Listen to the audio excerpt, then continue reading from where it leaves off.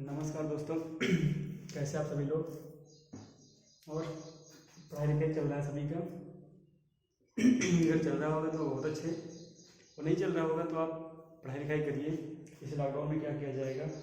21 से विद्यालय भी ओपन होने वाला था, लेकिन जहाँ तक उम्मीद है अब ये नहीं होगा, जिसके कारण हमें ऑनलाइन आना पड़ रहा है। कुछ बच्चों का डिमांड था कि सर क्या करें, कोचिंग भी नहीं आ पा रहे, इतना पैसा नहीं है, कोचिंग नहीं कर पा रहे हैं और सब कुछ के लिए। तो हम सोचे कि चलिए ठीक है, ऑनलाइन पढ़ाया जाता है।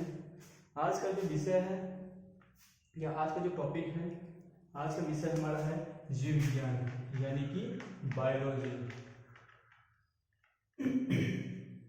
क्या है? बायोलॉजी। और बायोलॉजी की बात करें तो हम जैसे हम लोग पढ़ते आ रहे हैं बायोलॉजी शुरू से ही, यानी कि बात करें अब सब्जेक्टली की बात करते हैं तो हम लोग जैसे 4, 5 या 9, 8, 7 से, यानी ऐसे ही 6, 7, 9, 8, 11, 12 से पढ़ते हैं। अगर वैसे ही देखें अपने भविष्य अपने जीवन में, तो हम अब जब से जानने की क्रियाओं का वाचन करते हैं तब से हम क्या करते हैं, पढ़ने के स्टार्ट या जानने की स्टार्ट कर देते हैं। और आगे हम लोग पढ़ेंगे इसके बारे में। आज का जो टॉपिक रहेगा, आज क्लास 1 है, क्लास 01। जो टॉपिक आज का है, जो टॉपिक है आज का टॉपिक है बेसिक बायोलॉजी। यानी बेसिक बायोलॉजी का मतलब ये है कि आज जो एक टॉपिक है बेसिक बायोलॉजी, ये क्या है कि आप कभी भी चाहे क्लास की बात करें, क्लास 9th की हो या 10th की हो या 11th की हो या 12th की हो, यानी कि इस क्लास के जो बायोलॉजी की बात करें हम, या फिर बात करें अदर एग्जाम की बात करें, अदर एग्जाम की बात करें, चाहे वो स्टेट हो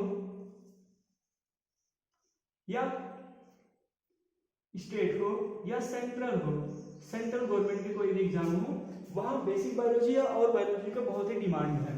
तो आज हम लोग पढ़ेंगे, यानी कि बात करेंगे हमारा टॉपिक है बेसिक बायोलॉजी, और बात है क्लास चाहे आप 9 के लिए, 10 के लिए, 11 के लिए, 12 के लिए। अब अगर कहीं भी आप जाएंगे तो आपको बेसिक बायोलॉजी को पहला यही पढ़ना पड़ेगा, उसके बाद आप कोई भी चैप्टर में जाएंगे। तो आज हम लोग यानी कि बात ज़्यादा ना करते हुए हम क्लास को स्टार्ट करते हैं। आज हमारा टॉपिक है बेसिक बायोलॉजी के बारे में जानेंगे, और उसके बाद फिर हम लोग स्टार्ट करेंगे क्लास वाइज बायोलॉजी के चैप्टर। तो आज क्लास 1 है, यानी कि बात करें क्लास 01 है। सब्जेक्ट क्या है? जीव विज्ञान, यानी कि बायोलॉजी। Topic basic biology. यहाँ हम क्लास लिख दे रहे हैं क्लास 01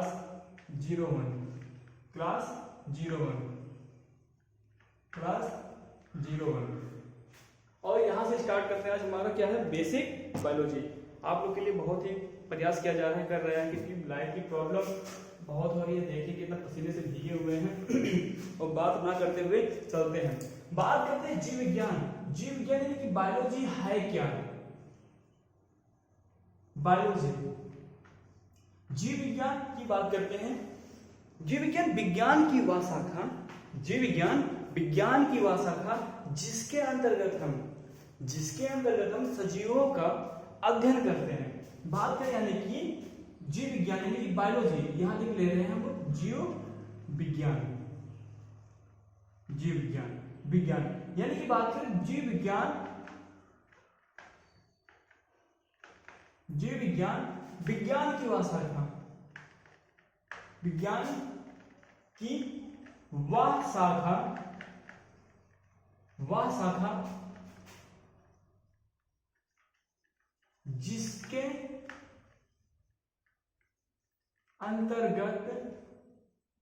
जिसके अंतर्गत हम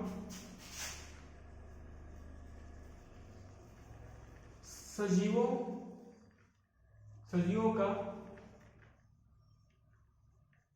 अध्ययन करते हैं। यानी कि बात करें जीव विज्ञान विज्ञान की वह शाखा जिसके अंतर्गत हम सजीवों का अध्ययन करते हैं। यानी कि बात करें biology science is a part of and branches of living things to study, यानी कि जीव विज्ञान विज्ञान की वह शाखा, यानी कि biology science is a branches of living things to study no, यानी कि जीव विज्ञान विज्ञान की वह शाखा जिसके अंतर्गत हम सजीवों का अध्ययन करते हैं। किसके बारे में? सजीवों के बारे में अध्ययन करते हैं, उसे हम क्या कहते हैं?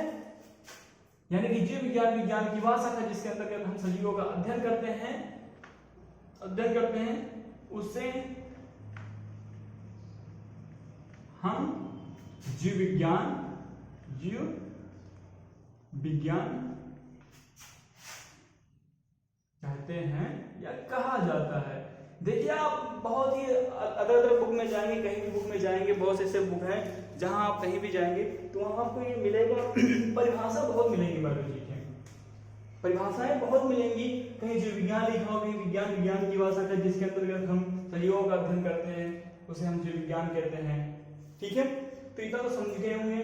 अगर आपसे बात करते हैं तो बायोलॉजी कितने शब्दों से मिलकर बना है, इससे पहले जानें कि बायोलॉजी जो भाषा है, यानी बायोलॉजी जो हम कहते हैं, बायोलॉजी जो शब्द है, ये भाषा कहाँ का है। तो यानी हम बात करते हैं बायोलॉजी की बात करें, बायोलॉजी भाषा, यानी बायोलॉजी जो शब्द है यानी कि भाषा है, यानी शब्द की बात करें, बायोलॉजी शब्द ग्रीक भाषा का शब्द है, ग्रीक भाषा का शब्द है। यानी कि बात करें हम जो बायोलॉजी है वो ग्रीक भाषा का शब्द है। कहाँ का भाषा का शब्द है? तो अब ग्रीक भाषा का शब्द है। अब बात करेंगे जैसे ग्रीक का है, भाई जाहिर सी बात है, अगर आप जानने की उत्सुक हैं या पढ़ने की जानकारी यानी कि आपको चाहिए, हासिल होना चाहिए, कुछ करना चाहते हैं, तो जाहिर सी बात इसको भी जानना आवश्यक है, ग्रीक भाषा। हम आपको छोटा सा मैप बनाते हैं, या आप देखिएगा यहाँ पर आपका अफ्रीका महाद्वीप है। क्या है? अफ्रीका महाद्वीप, ऐसे कुछ है ये अफ्रीका महाद्वीप है, और अफ्रीका महाद्वीप के पार्ट में इसके बगल में एक ऐसे ही आया है, ये यूरोप, एशिया पार्ट, एशिया का पार्ट। एशिया की यानी कि अफ्रीका की जस्ट ऊपर यहां से आई है यूरोप, और यहीं पर इटली है, बहुत पढ़ते हैं आप लोग, ये देखें यहीं पर तुर्की है, ये इटली हो गया यानी कि रोम सभ्यता है, ये अफ्रीका महाद्वीप हो गया, ये एशिया महाद्वीप हो गया, ये यूरोप महाद्वीप हो गया, यूरोप। हम बात करें ग्रीक भाषा का जो उत्थान जन्म हुआ यहीं पर इटली के पास में, यहाँ पर थोड़ा दूर आप जाएंगे, यहाँ पर भूमध्य सागर में एक क्या पड़ता है, एक द्वीप पड़ता है। क्या पड़ता है? द्वीप, साइप्रस द्वीप बोलते हैं, साइप्रस द्वीप ये है कहां पर? तो ये भूमध्य सागर है, ये जो पूरा पार्ट है, ये पूरा पार्ट भूमध्य सागर है। क्या पार्ट है? भूमध्य सागर। आप कह रहे हैं कि आप बायोलॉजी पढ़ा रहे तो यहाँ हिस्ट्री ज्योग्राफी कैसे आ गई, लेकिन जानना आवश्यक है। भूमध्य सागर, यानी भूमध्य सागर में एक द्वीप है, साइप्रस द्वीप है। साइप्रस द्वीप में या साइप्रस द्वीप पर वहां के निवासियों ने ग्रीक भाषा का जन्म देते हैं। जैसे दार्शनिक की बात करें, प्लूटो हो गए, अरिस्टो हो गए, ऐसे सभी लोग वहां ग्रीक भाषा की जन्मदाता कहलाते हैं। यानी कि ग्रीक भाषा का उत्थान कहाँ होता है?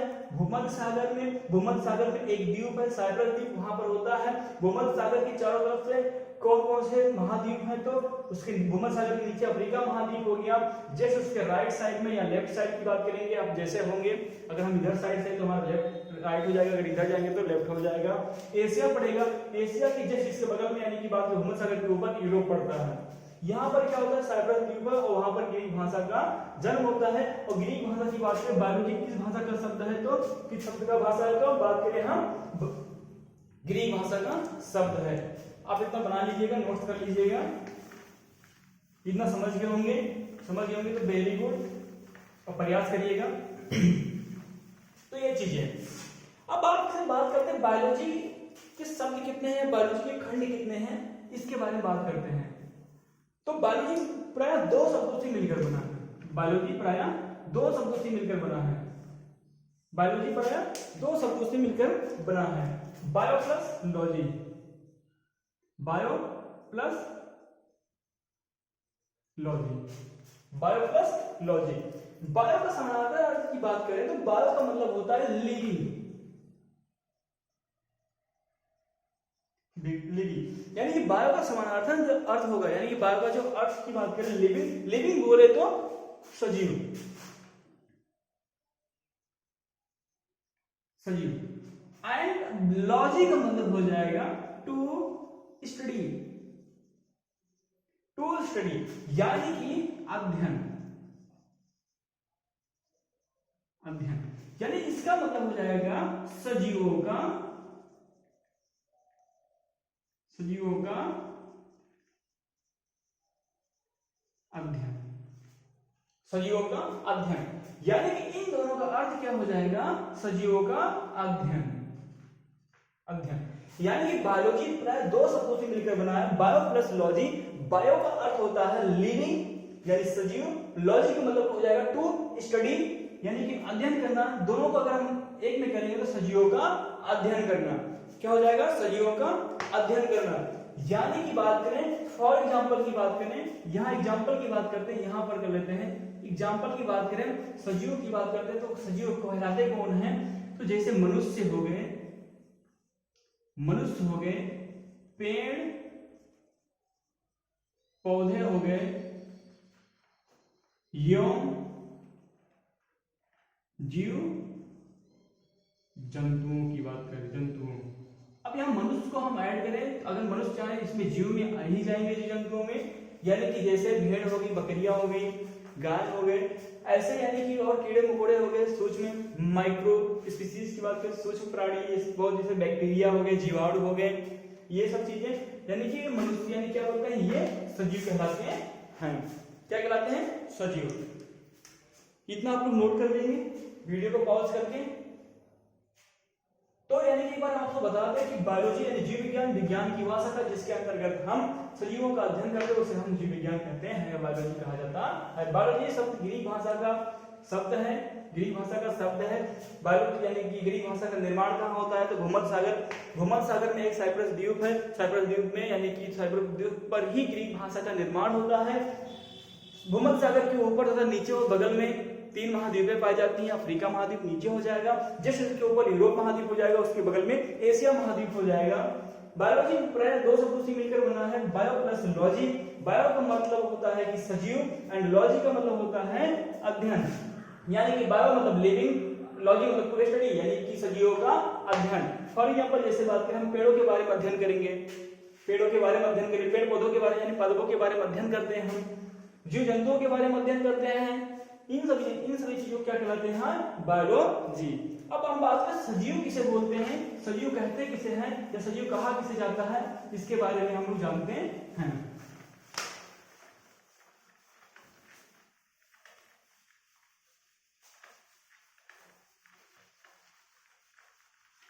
पढ़ाई करते रहिए, देखिए टाइम नहीं है, कोई भी एग्जाम की बात करें, चाहे वो 10th हो गया, चाहे वो 12th हो गया, या फिर बात करें अदर एग्जाम हो गए, इतना कंपटीशन हो गया है कि आपको बहुत ही पढ़ना पड़ेगा, बहुत ज्यादा पढ़ना पड़ेगा, मेहनत करनी पड़ेगी। अगर आप ये नहीं कर पा रहे हैं तो आप मानिए कि कुछ नहीं कर रहे हैं। काम के साथ में, पढ़ाई के साथ में पढ़ाई करते रहिए, चाहे घूमिए टहलिए कुछ भी करिए, लेकिन कम से कम दिन भर में 7 से 8 घंटे पढ़िए, तभी कुछ हो सकता है। इतना कंपटीशन है, पढ़ने वाले 10-10, 15-15 घंटे पढ़ते हैं, 20-20 इतना घंटे बढ़िया पढ़ते हैं। चलिए हम बात करते हैं सजीव। सजीव किसे कहते हैं, यानी यहां बात आ जाती है सजीव, सजीव यानी कि बात किसे कहते हैं, सजीव यानी कि लिविंग की बात करते हैं, लिविंग यानी सजीव किसे कहते हैं। सजीवों की अगर बात करें हम तो सजीव वह वस्तु या वह चीज खिलाएंगे उन्हें हम सजीव कहते हैं, जिन्हें यानी कि बात करें निर्जीव में ना पाए, यानी कि सजीव के वह लक्षण, सजीव के वे लक्षण जो सिर्फ सजीवों में पाया जाता हो तथा निर्जीवों में नहीं पाया जाता हो। यानी उसे हम क्या कहते हैं, सजीव कहते हैं। जैसे बात करें हम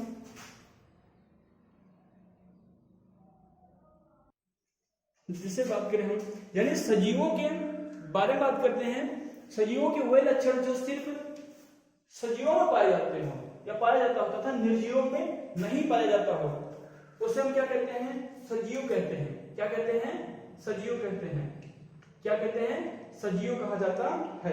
अब आप बात करेंगे कि सजीव मतलब इसमें सर सजीवों के लक्षण और निर्जीवों में नहीं पाए जाते तो सजीव कहते हैं, तो जाहिर सी बात है, सही बात है। जैसे कम से कम यानी कि सजीवों में 4 लक्षण होने चाहिए, कम से कम सजीवों में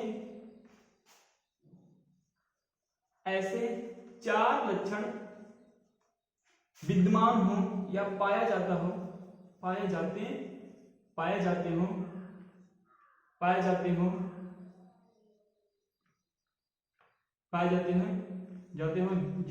जिसे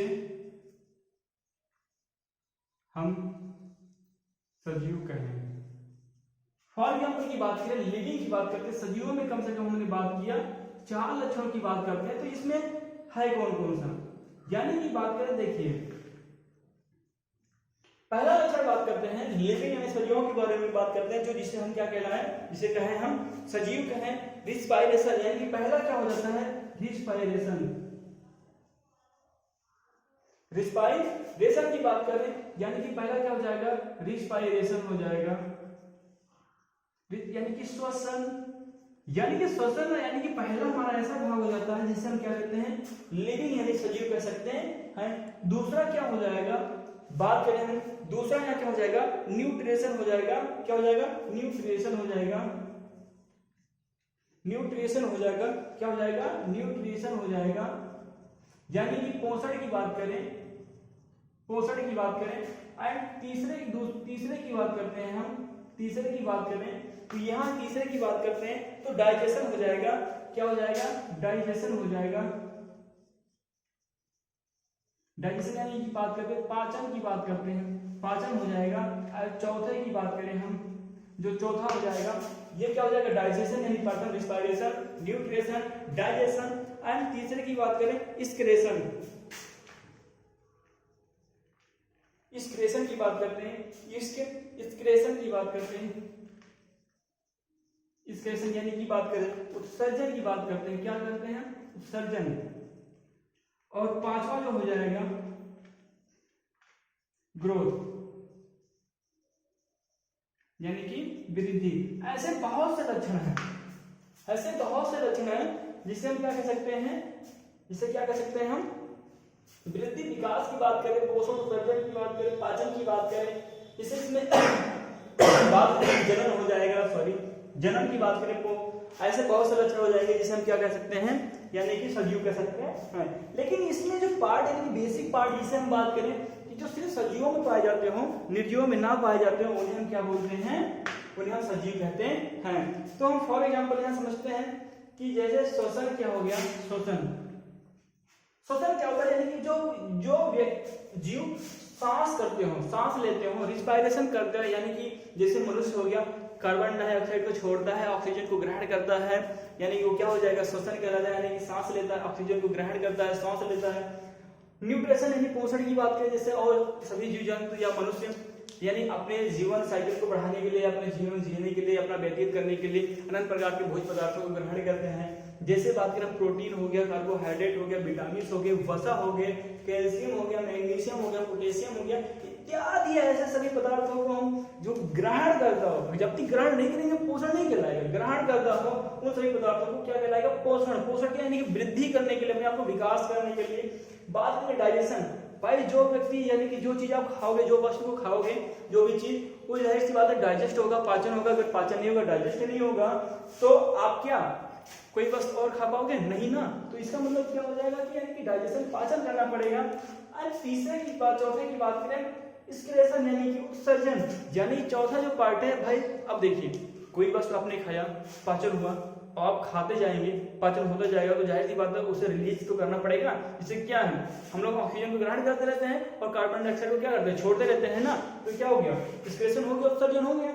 पसीना क्या है, पसीना निकल रहा है, जो हमारे मल पदार्थ या ऐसी चीजें जो है यानी कि जो नहीं निकल पा रहे मूत्र मार्ग यानी यूरिन के द्वारा, वो पसीने के द्वारा निकल जा रहे हैं कुछ चीजें। तो एक्सक्रेशन यानी उत्सर्जन, यानी कि जो खाते हैं मल पदार्थ, जो भी चीजें होती है वो यानी जो मल पदार्थ होते हैं वो बाहर निकल जाते हैं। फिर ग्रोथ, ग्रोथ की बात करें यानी कि वृद्धि की बात करते हैं, विकास से डेवलपमेंट की बात करते हैं, तो जो ग्रोथ हो जाएगा यानी कि वृद्धि होना। जिससे हम बात करें आज से 4 साल या आज से बात करें हम 10 साल पहले हम 4 फुट के थे, 4 फुट के थे। आज हम बात करें कितने साल के, यानी कि हम आज 6 फुट के हो गए या 5.5 फुट के हो गए। पहले हम छोटे थे, आज हम बड़े हो गए। पहले आप भी छोटे थे, आज आप भी बड़े हो गए। पहले हम छोटे थे या हम भी छोटे थे तो गुड़िया खेला करते थे, कंचे खेला करते थे, कोई दिक्कत नहीं, किसी से कोई भावना है, कोई चीजें नहीं। आज क्या है, भागम भाग, पढ़ना है, आगे बढ़ना है, यानी कि वृद्धि की बात करें। लेकिन ये जो मैंने चार लक्षण आपको जो बताए थे, ये सबसे मोस्ट इंपॉर्टेंट 4 लक्षण हैं। हमने कहा कम से कम 3 से 4 लक्षण ऐसे होने चाहिए जो यानी कि सजीव कहलाए। यानी कि श्वसन की बात करें, श्वसन और पोषण, पाचन, उत्सर्जन, ये सजीव के 4 मुख्य लक्षण हैं। लेकिन वृद्धि क्या है, ये वृद्धि जो है, वृद्धि क्या है, ये वृद्धि लक्षण नहीं है। कैसे वृद्धि जो है, ये वृद्धि जो है ये वृद्धि लक्षण नहीं है, क्योंकि ये निर्जीवों में भी होता है, निर्जीवों में भी होता है। अब कहोगे आप ये कैसे सर जी, निर्जीव में कैसे वृद्धि होता है? हाँ भाई, निर्जीव में होता है। जैसे आपको बात करें रेत के टीले, रेत के टीले, अरे आप लोगों ने मूवियां बहुत देखी होंगी, रेगिस्तान वाले गाने वाने सब, हवा के झोंके आते हैं, तूफान आता है और अचानक क्या करता है कि रेत के टीले को उठाता है, यहाँ से उठाता है और दूसरी जगह ले जाकर बिछा देता है। तो वो धीरे धीरे बिछाते ये ऐसे इस प्रकार की आकृतियां बन जाती हैं, जिसे हम रेत के टीले बोलते हैं। यहाँ ऐसे उल्टा बन जाता है रेत के टीले। तो ये रेत के टीले क्या है, निर्जीव तो ही है, इसमें सजीव थोड़ी है। क्या वो श्वसन कर रहा है, पाचन कर रहा है, पोषण कर रहा है, उत्सर्जन कर रहा है? नहीं कर रहा है ना, तो यानी क्या है, वो निर्जीव हो गए। हिमालय भाई, हमारा हिमालय हिमालय है, हिमालय श्रृंखला, सॉरी, ये क्या है, ये भी तो निर्जीव है, लेकिन वृद्धि कर रहा है। यानी कि जो प्लेटें हैं, 2 प्लेटें हैं, यानी कि बात करें जो स्थल और जल की बात करें, दोनों प्लेटें आपस में घर्षण करते हैं और घर्षण होने के कारण टूटते फूटते, जैसे ये 2 प्लेटें हो गई, ये प्लेट होगी, ये अपन घर्षण करती हैं और घर्षण करेंगी जब, तो ये इससे कुछ ना कुछ तो कटे पिटेगा ना, और वो नीचे ये पदार्थें गिरती जाती हैं, कुछ जो धरातल हो गया, कुछ भी हो गया, और धीरे धीरे ये वैसे उठते जाते हैं। यानी हिमालय क्या है, एक वलित पर्वत है और इसका विकास होता जाता है। जिससे क्या, ये भी क्या निर्जीव है ना, यानी कि जो भी ये क्या है, निर्जीव है। यानी विकास तो निर्जीव में भी हो सकता है और सजीवों में हो सकता है। और हमने सिर्फ ये कहा था जो सजीव होंगे, यानी सजीवों में ऐसे लक्षण जो सिर्फ सजीवों में पाए जाते हों, ऐसे लक्षण जो सिर्फ सजीवों में पाए जाते हैं, निर्जीवों में ना पाए जाते हों, उसे हम सजीव कहते हैं। इतना तो समझ गए होंगे। चलिए ठीक है, इसको आप नोट कर लीजिएगा, कॉपी पेन से बढ़िया से नोट्स बनाइएगा। हम एक एक टॉपिक आपको बहुत अच्छे से कराएंगे, कहीं आपको जाने की आवश्यकता नहीं है। आप यहाँ आइए और आपको एक टॉपिक, चाहे वो 10th का हो, चाहे वो 12th का हो, कोई भी एग्जाम का हो, हम उसे कंप्लीट कराएंगे।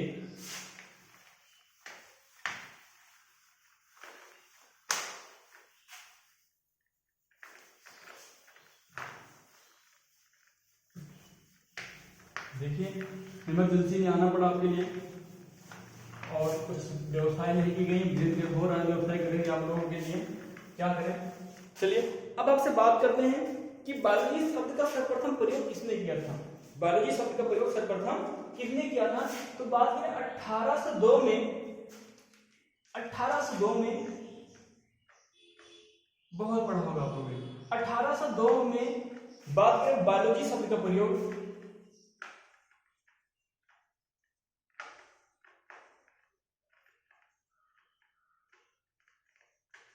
बायोलॉजी शब्द का सर्वप्रथम प्रयोग लेमार्क यों ट्रेविनियस, लेमार्क और यों ट्रेविनियस ने किया था। यानी आपसे बात करें बायोलॉजी शब्द का प्रयोग सर्वप्रथम किसने किया था, तो लेमार्क एवं ट्रेविनियस ने किया था। ये जो टॉपिक, ये जो पार्ट, ये जो पॉइंट है बहुत ही इंपॉर्टेंट है। एग्जाम में पूछे जाना, चाहे वो 10 के एग्जाम हो, चाहे वो 12 के एग्जाम हो, स्टेट पीसीएस हो, स्टेट की कोई भी एग्जाम हो, चाहे वो सेंट्रल, यानी कि ये एग्जाम, ये पार्ट बहुत होता है कि बायोलॉजी शब्द का प्रयोग लेमार्क और ट्रेविनियस ने कब किया, या बायोलॉजी शब्द का प्रयोग किसने किया, बायोलॉजी शब्द का प्रयोग सर्वप्रथम कब हुआ। तो ये चीजें हैं, कब हुआ, 1802 में। किसने किया, लेमार्क ट्रेविनियस ने। लेमार्क ट्रेविनियस ने क्या सर्वप्रथम प्रयोग किया 1802 में, तो बायोलॉजी शब्द का प्रयोग सर्वप्रथम किया। अब आप लोग से पूछते हैं हम, क्या जो बायोलॉजी है, जीव विज्ञान है, जीव विज्ञान की कितनी वृहत शाखाएं हैं। जीव विज्ञान की शाखा, यानी कि ब्रांचेस ऑफ बायोलॉजी, जीव विज्ञान की शाखा, यानी कि ब्रांचेस ऑफ बायोलॉजी, जीव विज्ञान की शाखा। जीव विज्ञान की लगभग कितनी शाखाएं हैं, तो आपसे बात करें हम, पता होगा या नहीं पता होगा तो हम आपको बताते हैं, चलिए ठीक है। 55, लगभग 55 से ज्यादा शाखाएं हैं। अब ये कहेंगे सर ये कहां, अभी तुम लोग कहीं नहीं पढ़े, लेकिन हम आपको बताते हैं भाई 55 से ज्यादा शाखाएं हैं। यानी कि बात करें जीव विज्ञान की लगभग 55 से ज्यादा शाखाएं हैं। अब ये कैसे, अब हम आपको बताते हैं। जैसे एग्जांपल की बात करें, आप लोगों ने पढ़ा होगा सेल बायोलॉजी, आप पढ़ेंगे या जानेंगे, आगे चलेंगे, आपको जैसे आगे बढ़ते जाएंगे आपको मिलता जाएगा। सेल बायोलॉजी, माइक्रोबायोलॉजी,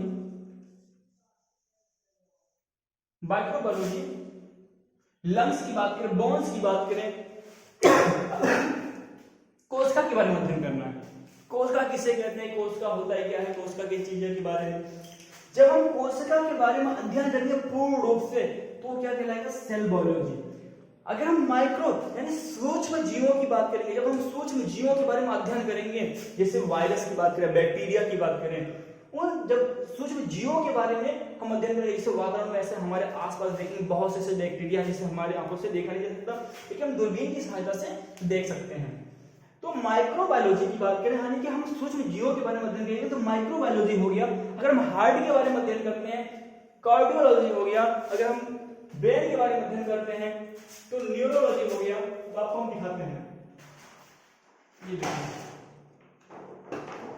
ये पार्ट, यानी कि अगर आपसे बात करें, ये हार्ट है, हृदय है, हृदय की ये संरचना है। अगर हमें हृदय के बारे में सब कुछ जानना है कि क्या होता है, यानी कि झिल्का क्या होती है, महाधमनी कपाट, वाल, अलिंद, फुफ्फुस शिरा क्या होता है, फुफ्फुस धमनी क्या होता है, महाधमनी क्या होता है, अब इसका कार्य क्या है, इसकी संरचना कैसी है, ये होता क्या है, इसके यानी कि विद्युत प्रद क्या होते हैं, ये हृदय यानी करंट कहाँ बनते हैं, करंट का निर्माण कहाँ होता है, करंट से होता क्या है हार्ट में, इन सब चीजों के बारे में। ब्रेन यानी कि नर्वस सिस्टम कंट्रोलर की बात करें तो यानी कि हम इसको क्या बोलते हैं, न्यूरोलॉजी बोलते हैं। ब्रेन के अध्ययन को न्यूरोलॉजी, हार्ट के अध्ययन को कार्डियोलॉजी, सेल के अध्ययन को बात करें हम तो वहां करेंगे साइटोलॉजी की बात करेंगे, लेकिन यहाँ हम सेल अध्ययन की सेल बायोलॉजी, माइक्रोबायोलॉजी इत्यादि के बारे में, यानी कि शरीर में जितने भी पार्ट हैं,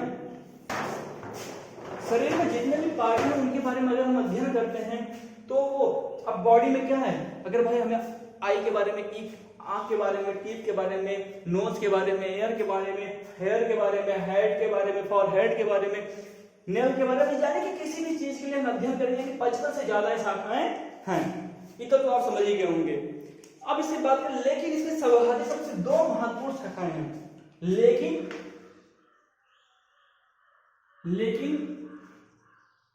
इसमें सबसे दो महत्वपूर्ण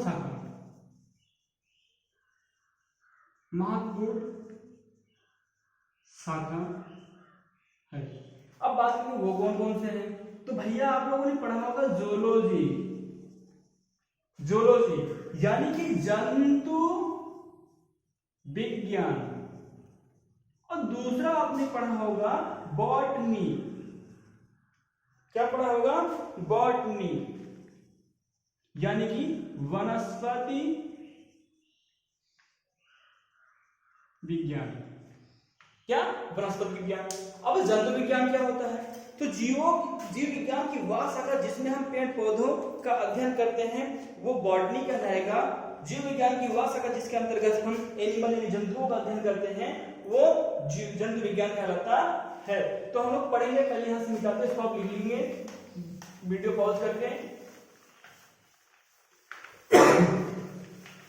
तो पहला हम पढ़ते हैं क्या होता है बॉटनी।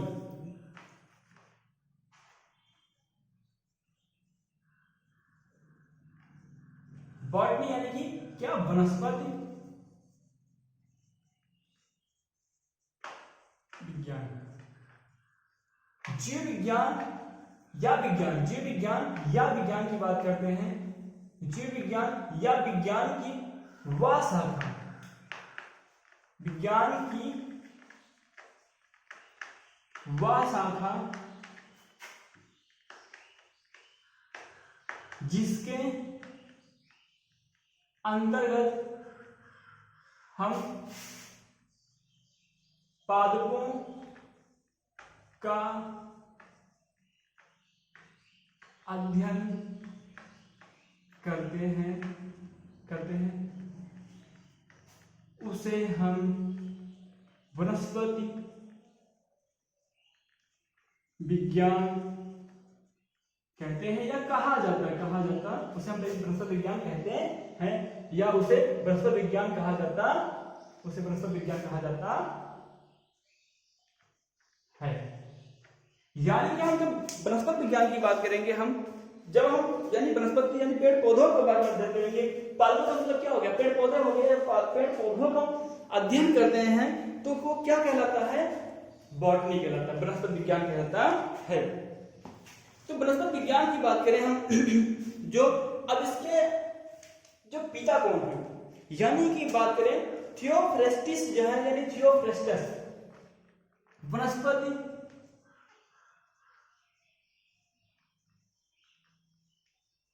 विज्ञान के जनक या पिता की बात करें, जनक यानी कि वनस्पति विज्ञान के जो जनक हैं यानी बॉटनी के जो जनक हैं वो थियोफ्रेस्टिस हैं। क्या है? थियोफ्रेस्टिस। क्या है?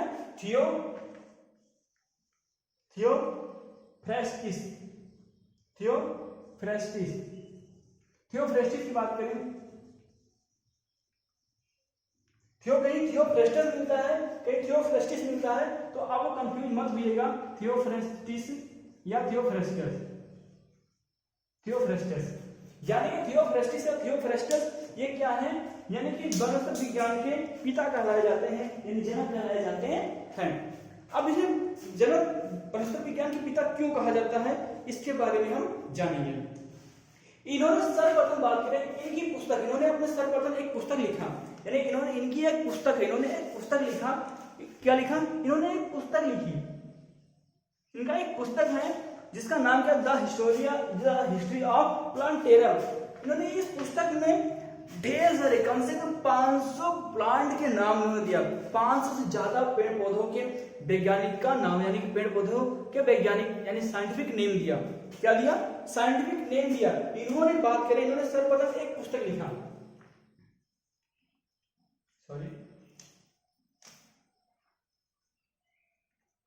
इन्होंने सर्वप्रथम अपनी एक पुस्तक मार्केट में देते हैं, प्रचलित करते हैं, यानी कि रिलीज करते हैं, जिसका इस पुस्तक का नाम होता है the Historia of Plantarum. The Historia या history of Plantarum. The history of या हिस्टोरिया ऑफ प्लांटेरम।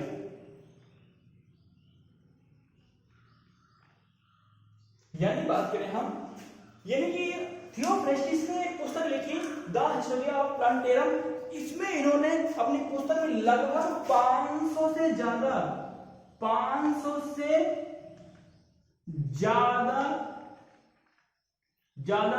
पादपों का वैज्ञानिक नाम दिया,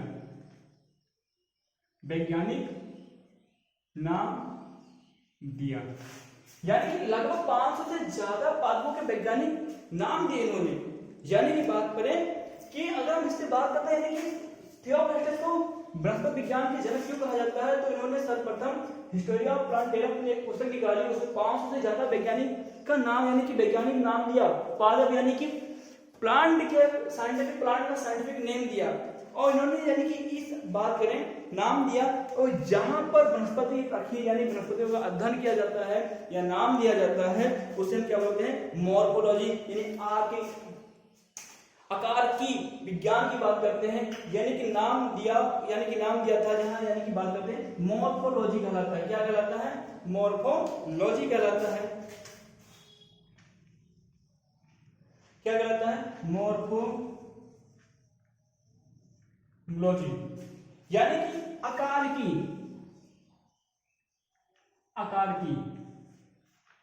यानी कि जहां पर वनस्पति का नाम दिया जाता है, वनस्पतियों को संग्रहालय कहा जाता है, यानी कि वनस्पति जहां पर साइंटिफिक नेम दिया जाता है पादपों के, प्लांट के, उस जगह को या उस क्षेत्र को क्या बोलते हैं? हम उस जगह को मॉर्फोलॉजी, आकार की बोलते हैं। क्या बोलते हैं? आकार की बोलते हैं। इतना आपको लिख लिया होगा, समझ गए होंगे। अगर कोई दिक्कत है तो कमेंट बॉक्स में आप कमेंट करिएगा और बोलिएगा कि सर मुझे ये प्रॉब्लम, ये चीज नहीं समझ में आया, मैं आपको दोबारा बताऊंगा, दोबारा एक वीडियो बनाऊंगा, या मैं कमेंट बॉक्स में टाइप करके वो आपको सभी चीजों को आपको दे दूंगा। समझ में आ रहा होगा जहां तक प्रयास कर रहे हैं। आपसे बात करते हैं दूसरा क्या होता है? जूलॉजी होता है। क्या होता है? दूसरा बात करते हैं जूलॉजी, जंतु विज्ञान की बात करते हैं। तो यानी कि बात करें जंतु विज्ञान के जो जनक हैं, बात करें जंतु विज्ञान के जो जनक हैं, यानी कि वो अरिस्टोटल यानी कि अरस्तु हैं।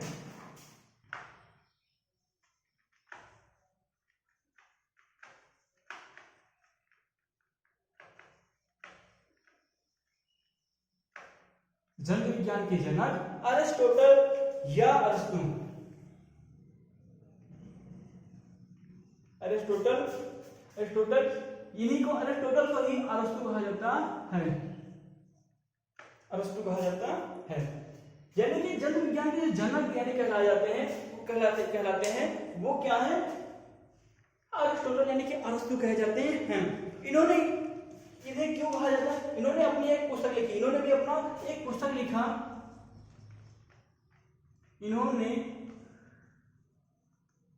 इनकी एक पुस्तक, यहां बात करें इनकी एक पुस्तक, इन्होंने एक पुस्तक निकाली जिसका नाम क्या था? The history of animalia.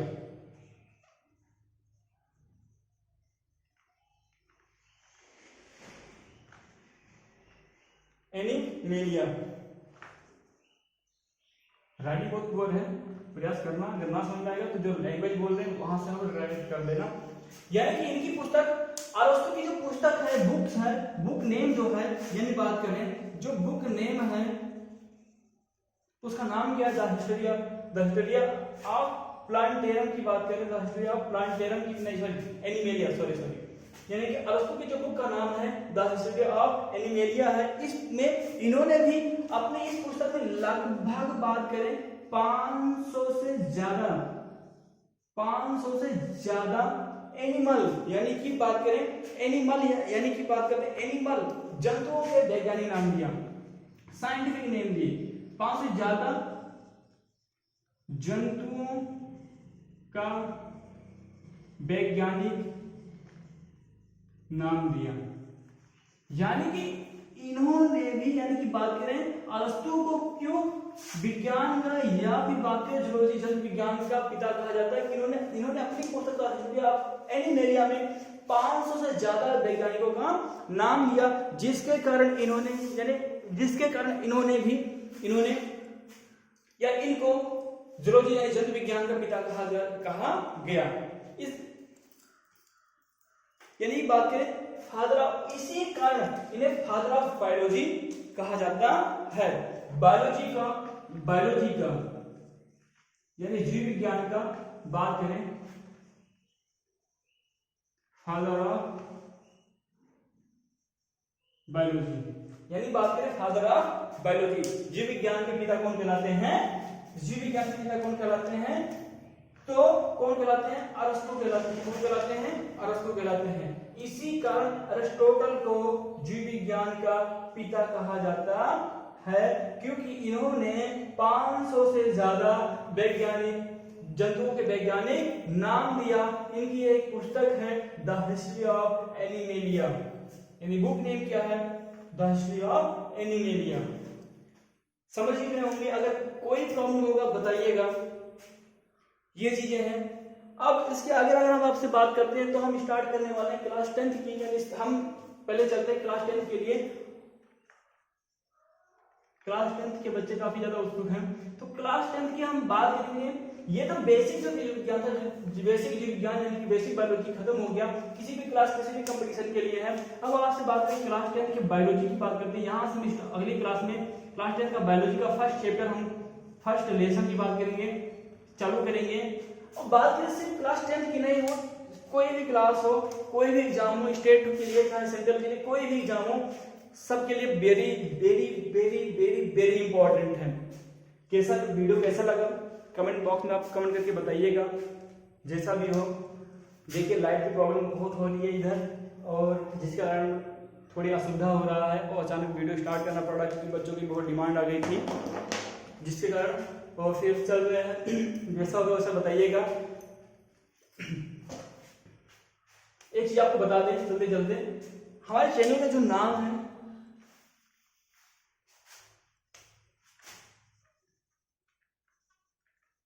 Learning with BBC, यानी कि बीबीसी को सब्सक्राइब करिए।